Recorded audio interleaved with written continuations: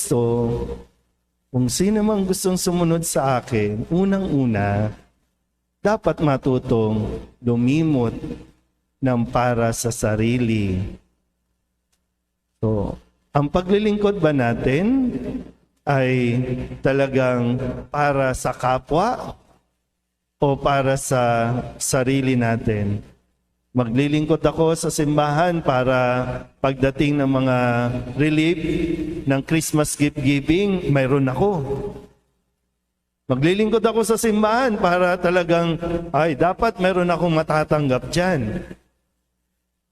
Ano ang sabi kahapon? Tungkol sa mga dapat nating gawin, di ba? Yung paglilimos, yung pagbibigay. Na sa panahon ng Kwaresma, inaanya tayo ang magbigay. Ang isipin natin, paano tayo makakapagbigay. Hindi yung kung paano tayo makakatanggap o kung tayo o saan tayo makakakuha para sa sarili natin. Kung seryoso tayong sumunod kay Kristo. Na magdidesisyon ka pa rin. Wala namang kahit isa sa atin ang dapat nanguhusga sa kung ano ang motivation o intention mo. Bakit ka nagsisimba? Bakit ka maglilingkod sa simbahan? Bakit gusto mo maglingkod sa bayan? Ang Diyos naman ang nakakaalam ng tunay na intensyon na naririyan sa iyong puso. Kung ito ba talaga ay pagbibigay ng iyong sarili o para sa iyong sarili ang lahat ng ito. Ano nga ba? Dito pa lang, malinaw naman, no? Hindi madali ang pagsunod kay Kristo. Hindi madali maging Kristiyano.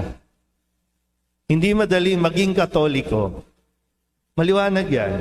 Kaya kung hindi mo kaya, malaya ka rin lumabas ng pintuan ng simbahan, malaya ka rin umalis ng simbahan, humanap ka kung anong gusto mo, pero dapat desisyon mo.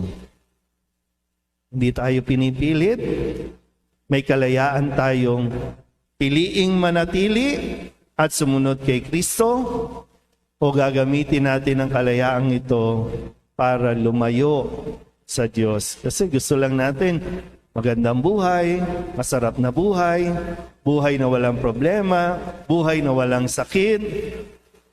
Pues, hindi ganyan. Kasi inihahanda naman tayo ni Kristo. Inihahanda na tayo ni Kristo. Para kung sakaling maranasan natin ang mga ito, mas maging matatag tayo. At masabi natin, hindi tayo niloko ng Diyos. Sabihin nyo nga sa katabi ninyo, hindi ka niloloko ng Diyos. Lord, bakit gano'n? Nagsiserve naman ako, nagsisimba naman ako dito. Bakit ako may sakit?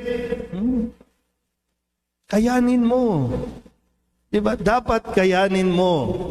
May pera o wala, kayanin mo.